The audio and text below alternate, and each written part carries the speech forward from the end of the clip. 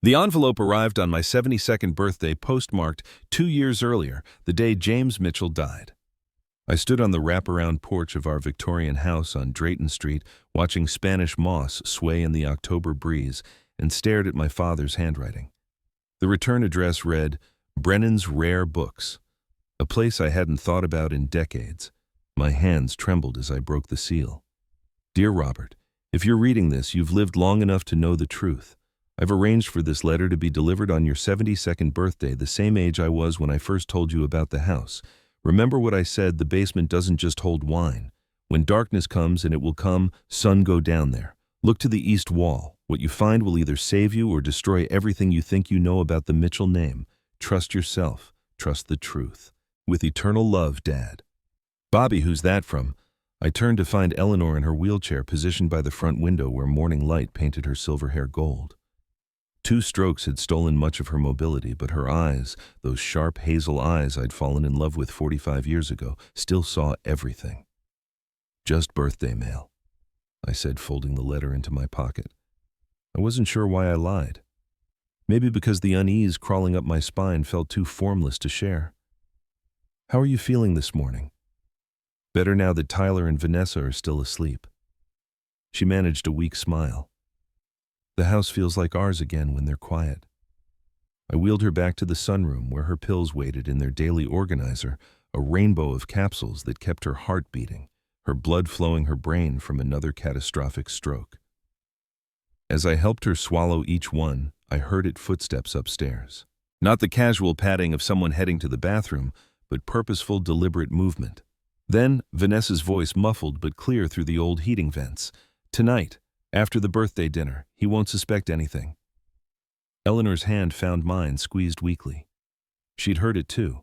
Tyler's response was quieter, uncertain. I caught only fragments. Not sure about this. My parents. Your parents are obstacles, Tyler. That's all they are. The footsteps moved away. I looked at Eleanor, saw my own fear reflected in her face. In that moment, surrounded by the gentle morning light filtering through jasmine blooms outside our window, I felt the first cold finger of dread touch my heart. Whatever James had hidden in the basement, I had the terrible feeling I'd need it soon. They waited until after dinner. I should have seen it coming, the formal table setting, the expensive wine. Tyler opened the way Vanessa kept checking her phone like she was waiting for some signal. Dad, Mom. Tyler set down his fork with the careful precision of a rehearsed movement. We need to have a serious family conversation. Vanessa produced a leather folder from somewhere, laying it on the table between the dessert plates like a legal summons. She wore her business smile, the one I'd seen her use on country club boards and charity galas, all teeth, no warmth. This is about Mom's care. Tyler continued, not quite meeting my eyes. Her condition is deteriorating. She needs round-the-clock medical attention that you can't provide at home anymore. I can take care of your mother just fine, I said quietly. With all due respect, Mr. Mitchell, Vanessa said she'd stopped calling me Dad 6 months ago. You're 72 years old. Eleanor needs professional care. We've researched an excellent facility, Magnolia Manor, just outside Atlanta. 24-hour nursing staff, physical therapy, specialized stroke recovery programs. $4,500 a month, I said. Tyler looked surprised, I knew. I'd found the brochure in the trash last week, coffee-stained and crumpled like shame they'd tried to throw away. It's an investment in Mom's health, Tyler said. His voice carried that smooth, persuasive tone he used with investment clients, and it makes financial sense for everyone. Financial sense? Eleanor's voice was weak but clear. The words cost her effort, but she pushed them out anyway. Or convenient. Vanessa's smile tightened. Eleanor, we're trying to help you. We're also trying to protect the family's assets, Tyler added, and there it was, the real agenda sliding into view. This house is worth $750,000. When the time comes, we need to avoid probate, estate taxes, all that bureaucratic nightmare. He slid a document from Vanessa's folder. We've had our attorney draw up a deed of gift. You transfer the house to me now while you're still competent. Clean, simple, no government interference. You and Mom keep living here, of course. Nothing really changes. I looked at the papers. They'd even filled in the blanks, leaving only signature lines empty. This wasn't a spontaneous conversation. This was a carefully planned ambush. No, I said. The word fell into silence. Vanessa's fork clinked against her plate. Dad, be reasonable. Tyler, there are things about this house you don't understand. Things about our family. What things? Vanessa leaned forward, eyes narrowing. More of your mysterious stories about Grandpa James. We've heard them all, Bobby. They don't change the reality that you're two elderly people trying to maintain a 3-story Victorian while Eleanor can barely swallow her food. Eleanor's hand found mine under the table, gripping with surprising strength. The answer is no, I repeated. This house stays in my name. Tyler's face darkened. He stood abruptly, the chair scraping loud against the hardwood floor. Then you leave us no choice. Tyler, what are you? He grabbed my arm, not violently, but with the firm authority of a man half my age and twice my strength. Vanessa moved to Eleanor's wheelchair. What we should have done months ago, Vanessa said coldly. Given you time to reconsider your stubbornness. They pulled us toward the hallway, toward the basement door. Tyler, stop this, I shouted. This is our home, not anymore, Dad. His voice cracked slightly, like some part of him knew this was wrong. As of tonight, this house belongs to us. The basement door swung open. The stairs descended into darkness. Tyler pushed and I stumbled down the first 2 steps before catching the railing. We'll be back in a few hours, Vanessa called down, after you've had time to think clearly about what's best for everyone. The door slammed. The bolt slid home with a metallic finality. In the darkness, only our ragged breathing remained. The cold hit me first, that deep, bone-settling chill that lives in old basements beneath the reach of sunlight and warmth. My eyes struggled to adjust.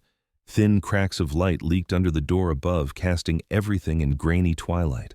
Eleanor's breathing came in short, frightened gasps beside me on the wooden steps. Bobby, she whispered. My pills. I need. Damn. Her evening medications were still upstairs. I wrapped my arm around her thin shoulders, feeling how much weight she'd lost since the second stroke. She felt fragile as a bird. It's going to be okay, sweetheart, I said, though the words tasted like ash. They'll realize how wrong this is. They'll let us out. Then I heard car doors slamming, an engine starting, the crunch of gravel as they backed down our driveway. They were leaving, actually leaving us locked in our own basement. Bobby, Eleanor's voice trembled. I'm scared. I helped her off the stairs, settled her against the wall on an old blanket I found draped over forgotten furniture. The basement hadn't been used for storage in years. James had kept his wine collection down here once, back when this house hosted elegant dinner parties. Now it was just shadows and cobwebs and the steady drip of condensation from ancient pipes. Hours crawled by, my legs cramped. Eleanor dozed fitfully against my shoulder, occasionally jerking awake with small sounds of confusion. Each time I smoothed her gray hair and murmured reassurances that felt increasingly hollow. But then I remembered James's letter. The basement doesn't just hold wine. Eleanor, honey, I whispered carefully, standing on shaking legs. I need to check something. Stay right here. I moved slowly across the uneven floor, hands outstretched like a blind man. Old furniture loomed in the gloom, a rocking chair, wooden crates, a broken bookshelf. I bumped into everything, each collision sending echoes through the concrete tomb. The east wall. James had said to remember the east wall. I found it by touch, rough fieldstone cool under my palms. Most of the stones were mortared solidly in place, but then my fingers found something different. One stone moved slightly under pressure, as if it had been loosened and replaced many times over the decades. My heart hammered as I pressed harder. The stone slid inward with a soft grinding sound, revealing a dark cavity behind it. I reached into the hidden space. My fingers touched something small, rectangular, metallic. Carefully, I pulled it out. An old medical supply box, the kind James used to keep emergency equipment in back when he still made house calls. What is it? Eleanor's voice drifted across the darkness. I'm not sure yet, sweetheart. Then I remembered James's old toolbox. He'd kept one on the shelf near the stairs for maintenance work. I fumbled my way back, found it by touch. Inside, miraculously, was a small flashlight. I clicked it on, and weak LED light pushed back the darkness. James. Brilliant. James had left me a rechargeable flashlight that drew power from a small solar panel. I could see the panel now positioned to catch light from the tiny basement window. He'd planned this. Somehow, he'd known I might need it. My hands shook as I opened the medical supply box under the flashlight's beam. Inside the box, wrapped in multiple layers of waterproof oilcloth, were papers, Old papers yellowed with age but still legible. I unfolded the first document and my entire world tilted. A birth certificate, but not mine, not the one I'd seen when I got my driver's license, my passport, my marriage license. Name, Robert David Harrison, born March 15, 1952, Atlanta, Georgia. Father, David Harrison, Chief of Staff to Governor Herman Talmadge. Mother, Ruth Elizabeth Harrison. The flashlight wavered in my grip. I had to read it 3 times before the words stopped swimming. Bobby? Eleanor pulled herself closer, squinting at the paper. What does it say? I couldn't answer. I was already unfolding the second document. An adoption decree official and stamped, dated September 1952. Marcus Thompson. Wait, no. I blinked, reread. Not Marcus. Robert Harrison, aged 6 months, adopted by Dr. James Mitchell, widowed physician of Savannah, Georgia.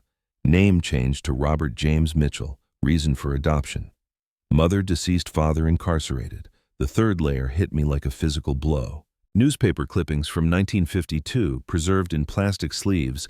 Governor's aide arrested for espionage. The article detailed how David Harrison, trusted Chief of Staff to Georgia Governor Herman Talmadge, had been accused of selling classified defense information to Soviet agents during the height of the Cold War. A scandal that rocked the state. A betrayal that destroyed careers. David Harrison had died by suicide in his jail cell 3 weeks before his trial. Ruth Harrison, my mother, had died of heart failure 1 month later, but a smaller article revealed the truth: overdose of sleeping pills. Suicide. My parents, not distant relatives who died in a car crash. My real parents, destroyed by scandal and shame. The fourth document was a letter written in James's familiar handwriting. My dear son Robert, if you're reading this, circumstances have forced you to seek the truth. I've hidden for your protection. Your father, David Harrison, was not a traitor. I know this because I was the physician who examined the evidence they claimed proved his guilt. Forged documents planted in his office. David discovered that Governor Talmadge and his inner circle were embezzling federal highway funds. Millions of dollars meant for Georgia's infrastructure stolen and hidden in offshore accounts. David planned to expose them to the FBI. They destroyed him first. I adopted you not out of pity, but because I owed David my life. In 1943, during World War II, David pulled me from a burning tank in France. I was a field medic. He was a sergeant. We became brothers in every way that mattered. I gave you the Mitchell name to protect you from the Harrison shame, but I also kept evidence that could clear your father's name and destroy the powerful families who built their legacies on stolen money. That evidence is hidden in a second location. Only you can find it, using the knowledge I gave you throughout your life. Remember our Sunday walks, the places I showed you, the stories I told. Trust your memories, son. You are the son of a hero, not a traitor. Never forget that. With eternal love, James Mitchell. P.S. Be careful who you tell. Some families never forgive those who expose their sins. I sat there frozen as 72 years of my life rearranged themselves into a stranger's story. Bobby. Eleanor's hand touched my face, her fingers trembling. You're crying. I hadn't realized. I wiped my eyes. Looked at her. I'm not Robert Mitchell, I whispered. I'm Robert Harrison, son of a man branded a traitor. Everything I've lived, everything we've built, it's all based on a name that isn't really mine. Eleanor studied the documents under the flashlight's glow, her face pale but determined. Tyler, she said slowly. His business, built on the Mitchell name. I understood instantly. Tyler's entire investment firm depended on relationships with Georgia's political elite. Old families who valued bloodlines and honor above everything. Families who remembered the Harrison scandal even 70 years later. If they knew he was David Harrison's grandson, I said, they'd never trust him with a dime. His business would collapse overnight. Eleanor looked at me with those sharp hazel eyes. Tyler locked us in a basement, tried to steal our home. I nodded slowly. James said he kept evidence that could clear David's name and destroy the families who built their power on lies. What are you going to do? I looked at the papers in my hands, my true birth certificate, the adoption decree, the newspaper clippings proclaiming my father a traitor. Then at James's letter, promising that somewhere hidden in memories I'd half forgotten was proof of the real conspiracy. First, I said, we get out of this basement. Then, I met Eleanor's eyes. Then we find out what other secrets James left for us. I helped Eleanor back to the stairs, my mind racing through possibilities. The basement windows were too small and barred. James had installed security measures after a break-in attempt in 1985. The door was solid oak, locked from outside with a deadbolt Tyler had probably installed for exactly this purpose. But James Mitchell hadn't just been a brilliant physician. He'd been meticulous about this house, knowing every pipe, every wire, every hidden vulnerability. I swept the flashlight across the basement's far corner, where gray metal panels marked the electrical system. "Bobby, what are you thinking?" Eleanor asked. "James updated the electrical in 1985, put the main breaker panel down here because it was cheaper than running new lines upstairs." I moved toward the panel. "If I flip the main breaker, the whole house goes dark. Tyler will have to come down to fix it." "Exactly." I opened the panel, fingers hovering over the main switch. "But we need to make it convincing. We need him to think you're having a medical emergency." Eleanor's face went grim. "I don't have to fake much anymore, Bobby. I feel terrible." The guilt hit me like a fist. She'd missed her evening medications, blood thinners, blood pressure pills, the anti-seizure medication that kept her brain stable. We'd been down here for almost 3 hours. "When Tyler opens that door," I said, "you need to look as sick as you feel. Can you do that?" She managed a weak nod. I flipped the breaker. Darkness crashed down like a wave. Above us, I heard Tyler's voice. "What the hell?" Footsteps. Heavy, annoyed. Then Vanessa's sharp tone. "Did your senile father break something?" "The whole house is out. Circuit breaker, probably." Tyler's footsteps grew louder, approaching the basement door. "God damn it!" The bolt scraped. Light flooded down the stairs. Tyler appeared silhouetted in the doorway, his expensive suit rumpled from whatever he'd been doing while we suffered. "Dad, what did you—" He stopped, seeing Eleanor collapsed against me, her skin, gray lips slightly blue. "Mom." "Tyler." I made my voice shake, not difficult given my rage and fear. "Your mother, she needs her medications. She can't breathe properly." Tyler hesitated, and in that moment, I saw him really saw my son. Not the cold businessman who'd locked us down here, but the scared boy who'd once run to me when he fell off his bike, who'd cried in my arms when his goldfish died. "Please," I whispered. "She's dying." Tyler took one step down, then Vanessa appeared behind him. "Don't fall for it, Tyler." Her voice was ice. "It's manipulation. They're trying to guilt you." But Eleanor's breathing had become labored, real distress showing in every wheezing gasp. The cold, the stress, the missing medications, it was all catching up. "Vanessa, she's actually—" "I don't care if she's actually sick," Vanessa snapped. Then she seemed to catch herself, smooth her features back into false concern. "What I mean is we can't let emotional blackmail dictate our decisions. We have a plan." She pulled a different folder from her designer handbag, and I felt my stomach drop. "I prepared these documents 3 weeks ago," Vanessa said, descending the stairs with deliberate steps. "Power of attorney, living will, healthcare proxy. All we need is Bobby's signature and we can transfer Eleanor to Magnolia Manor, sell this house, and stop this ridiculous charade." Tyler stared at her. "Vanessa, when did you—" "We said just the deed of gift. We agreed. You were too weak to do what needed to be done." She thrust the papers at me. "Sign these, Bobby, or watch Eleanor suffer a third stroke right here in your basement." I looked at the documents. Then at Vanessa's face, cold, calculating, utterly convinced of her own righteousness. This wasn't just about money or the house. This was about control. This was about a woman who decided she deserved everything we'd built. And suddenly I understood what James had been trying to tell me. Some secrets aren't meant to be kept. Some truths are weapons waiting to be used. I met Vanessa's eyes and said very quietly, "Before I sign anything, I think you should know something about the Mitchell name you're so eager to claim." "Dad," Tyler started, "my real name is Robert Harrison." The words felt strange, powerful. "I'm not James Mitchell's nephew. I'm the adopted son of David Harrison, the man accused of treason in 1952. Tyler went pale. "What are you talking about?" "I'm talking about the fact that your clients, all those prestigious Georgia families, Those politicians, those old money investors who trust you because you're a Mitchell, they all remember the Harrison scandal. They all know what happened to the trader's family. I stood still, holding Eleanor, facing my son and the woman who'd poisoned his judgment. So go ahead, Vanessa, take this house, take the Mitchell name. But when I tell the world who I really am, when I reveal that Tyler Mitchell is actually Tyler Harrison, grandson of the man who betrayed Georgia, I let the implication hang in the air. How long do you think his business will last? Vanessa's face went from pale to red. You wouldn't dare. You'd destroy yourself. I'm 72 years old, dear. I've nothing left to lose.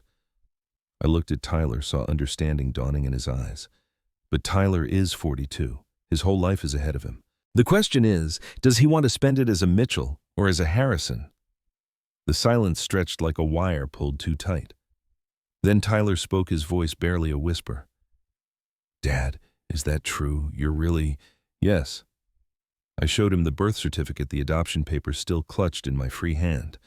And somewhere in this city there's evidence that could clear my father's name and destroy every family that built their fortune on his disgrace. Tyler sank down onto the basement steps, head in his hands. And Vanessa, for the first time since I'd met her, looked genuinely afraid. The basement had become a courtroom. Tyler sat on the stairs staring at the birth certificate. Vanessa stood rigid, her perfect plan crumbling. This is insane, she said. You expect us to believe James Mitchell lied for 70 years? To protect me, to give me the life the Harrison name would have destroyed. I helped Eleanor settle against the wall. Tyler, your clients. Talmadge Burke, all those Georgia families? What happens when they learn you're David Harrison's grandson? Tyler's face went white. They'd never trust me again. Your business would collapse overnight. I met his eyes. So why did you do this? Why lock us down here? Silence stretched, then Tyler's voice barely audible. I owe $300,000. Vanessa spun toward him. What? Atlantic City, casino debt. I've been trying to win it back, but… His hands shook. They gave me 2 weeks to pay, or they'd hurt Mom and Dad. The confession hung in the air. This wasn't greed, it was desperation. Tyler, you idiot, Vanessa hissed. This was about securing our future, not your gambling. Our future. Tyler stood.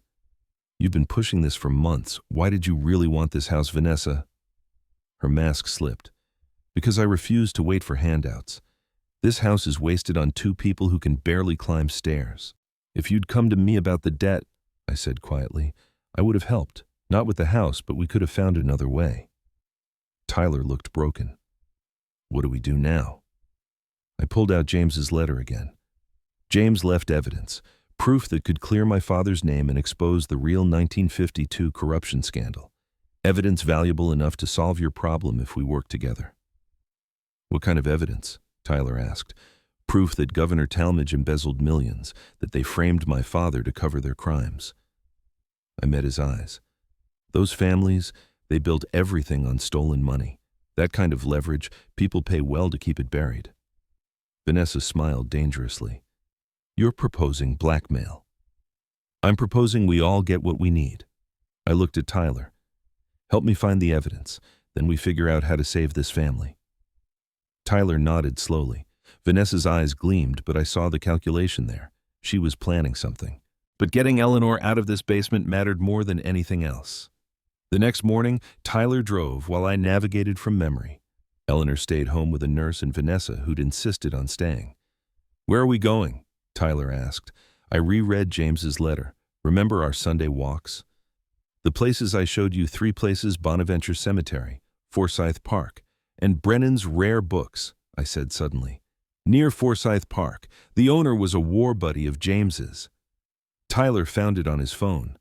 20 minutes later, we stood outside a narrow storefront, its windows displaying antique maps and leather-bound volumes. A bell chimed as we entered. An older woman emerged from the back, silver-haired and kind-eyed. Can I help you? Robert Mitchell. I'm looking for information about Dr. James Mitchell. Her face lit up. Dr. Mitchell, I'm Susan Brennan Clark. This was my father's store, Andrew Brennan. He and Dr. Mitchell were war buddies. World War II. Yes. Dad said Dr. Mitchell saved his life. She studied me carefully. You're his son. The one he adopted. My heart jumped. You know about that? Dad told me before he died, about David Harrison, what happened in 1952, and what Dr. Mitchell did to protect you. She moved to a locked cabinet. He said if anyone from the Mitchell family came looking for evidence, I should help them. Susan pulled out a leather-bound first edition Democracy in America, 1832, worth thousands. Dad and Dr. Mitchell created what they called the Archive of Truth. She opened the cover, revealing a hidden compartment. Evidence too dangerous to keep in one place, too important to destroy. Inside, photographs, financial documents, and a leather journal. The photos showed 4 men at the Georgia State Capitol.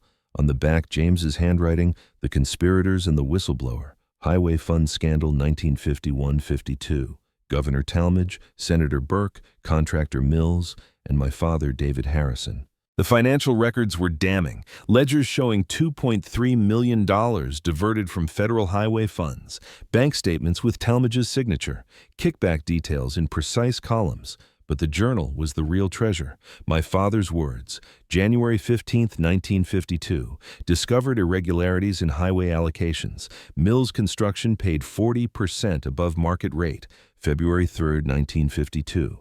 Found offshore accounts, Talmadge Burke Mills, total $2.1 million, February 28, 1952. Contacted FBI, Atlanta. They're investigating. Told me to stay quiet, keep gathering evidence. March 10, 1952. Someone knows. Office searched. Ruth is scared. March 12, 1952. Arrested for espionage. FBI denies investigation existed. Documents in my office are forgeries. James came tonight. Promised to take care of Bobby. They've destroyed everything.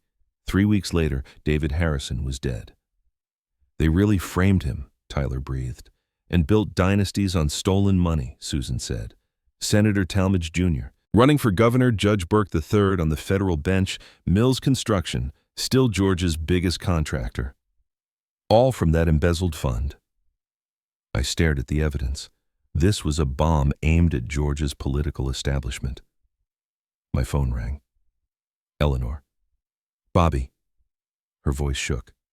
Men are here. They came for Tyler. They're not police. A man's voice in the background.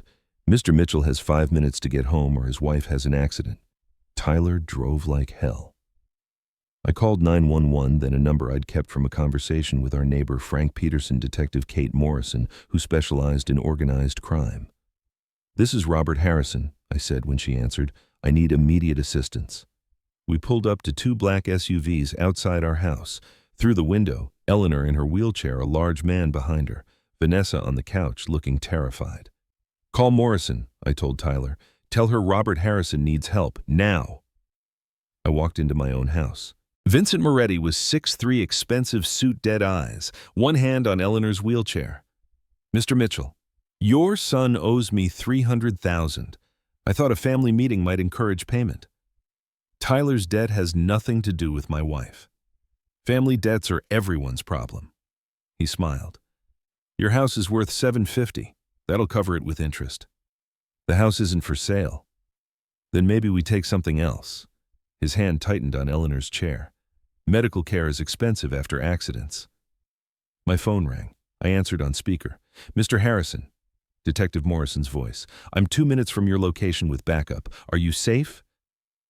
Moretti's confidence flickered. Not yet, detective, I said, but I'm looking at 2 men who just threatened my wife. I'm sure you recorded that. Morrison's voice hardened. Mr. Moretti, you have 60 seconds before armed officers enter. Leave peacefully. Moretti stared at me, reassessing, then gestured to his partner. They headed for the door. This isn't over. Yes, I said quietly, it is.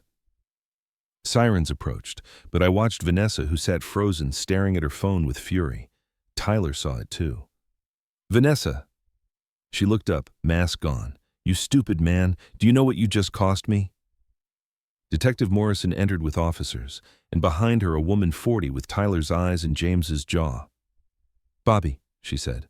I'm Grace Mitchell, Tyler's half-sister. Tyler went white. I don't have a sister. Grace showed him her phone, a photograph Vanessa and Moretti laughing over champagne in Atlantic City, date stamped 6 months before Tyler and Vanessa met. She's not a victim, Tyler. She's a con artist. Moretti isn't your creditor, he's her partner. Silence. Then Vanessa laughed, harsh, brittle. You Mitchell's so proud of your precious name. You think I married Tyler for love? I married him for this house, for connections, for everything you built on lies. How did you know? I asked.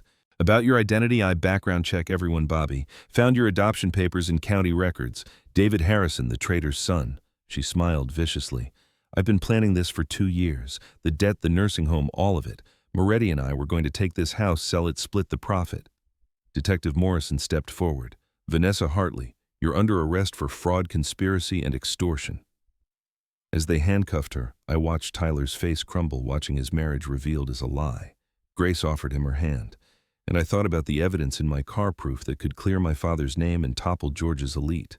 The house had been a prison. Now it was becoming a fortress, where truth lived and justice waited. 1 week after Vanessa's arrest, I sat in Samuel Hartwell's law office with a plan that would have made James proud. You want me to create a fraudulent deed? Samuel asked, raising an eyebrow. Not fraudulent, legally flawed. There's a difference. Samuel understood immediately. He'd been the Mitchell family lawyer for 30 years. What kind of flaw? The transfer goes to Tyler Mitchell and spouse, but defines spouse as someone lawfully married for minimum 5 years. Tyler and Vanessa married 3 years ago. And since Vanessa used a false identity, the marriage itself might be invalid. Samuel smiled slowly. The deed would be worthless, but look legitimate enough to fool someone who wasn't reading carefully. Exactly. Who are we fooling? Vincent Moretti. He's out on bail and he's not done with us. Samuel drafted the documents that afternoon. They looked perfect, notarized, filed official. Tyler signed reluctantly, still processing his wife's betrayal. Dad, are you sure about this? Trust me, son. That evening, Moretti called Tyler's phone. I answered on speaker. Mr. Mitchell, we have unfinished business. The debt's forgiven, I said. Your partner's in jail. Vanessa was never my partner. She was an employee who got greedy.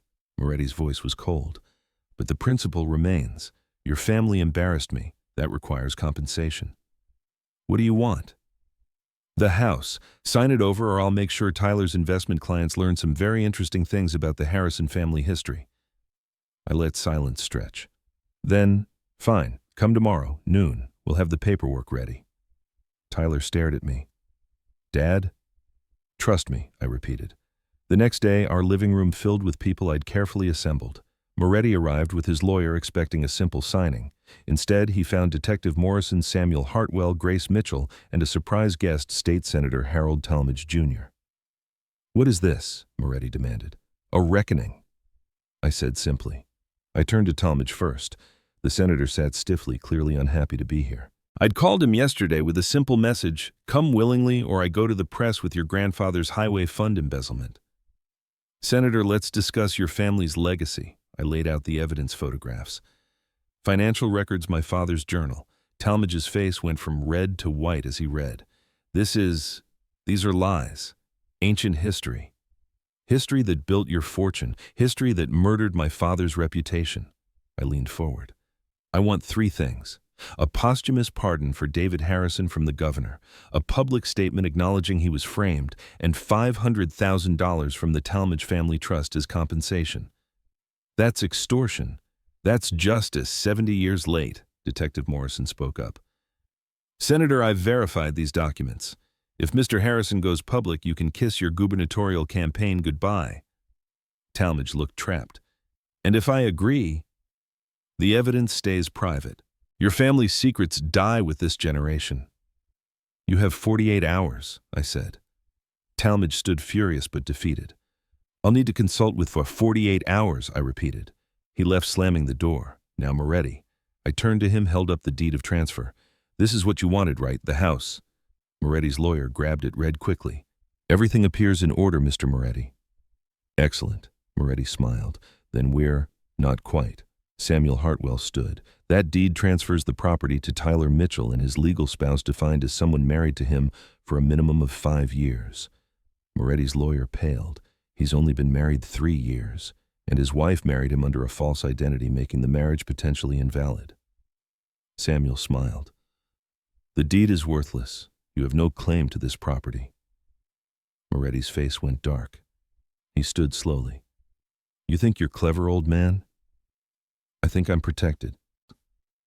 I nodded to Detective Morrison.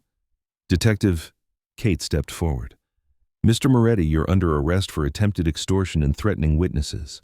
Your earlier threats to the Mitchell family were recorded. She pulled out her phone, played the audio from last week. Moretti's voice, crystal clear. Medical care is expensive, especially after unfortunate accidents. As officers handcuffed him, Moretti glared at me. You'll regret this. No, I said quietly. I really won't. 10 days later, the Georgia State Capitol steps were packed with reporters. Governor Richards stood at the podium looking uncomfortable but resolute. Talmadge had delivered as promised the price of keeping his family secrets buried. After reviewing newly discovered evidence, the state of Georgia officially pardons David Harrison posthumously for all charges related to the 1952 espionage case.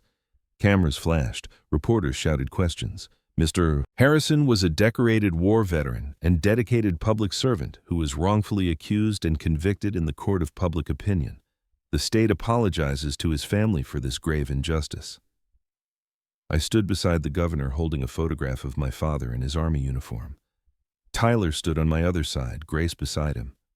Eleanor watched from her wheelchair, managed a smile.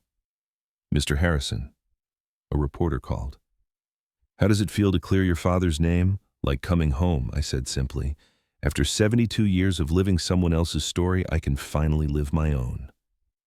What about the Mitchell name? Will you keep it? I looked at Tyler, at Grace, my son, and his sister, both carrying the name James gave us.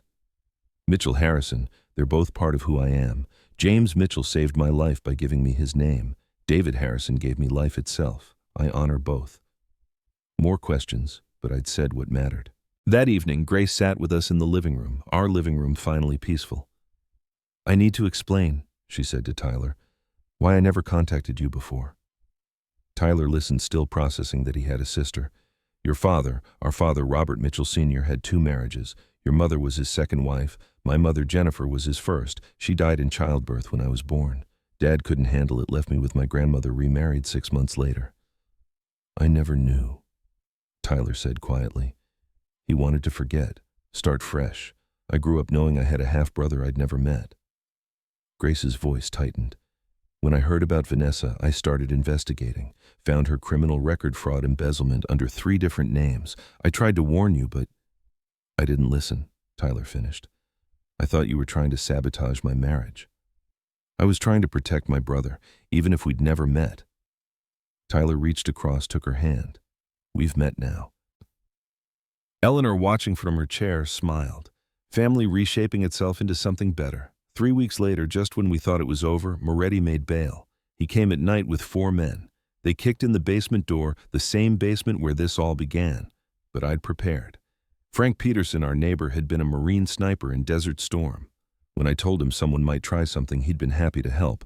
He was positioned in the second-floor window with a phone 911 already dialed. Tyler had installed security cameras after Vanessa's arrest, every angle covered, and Detective Morrison had assigned a patrol car to drive by every hour.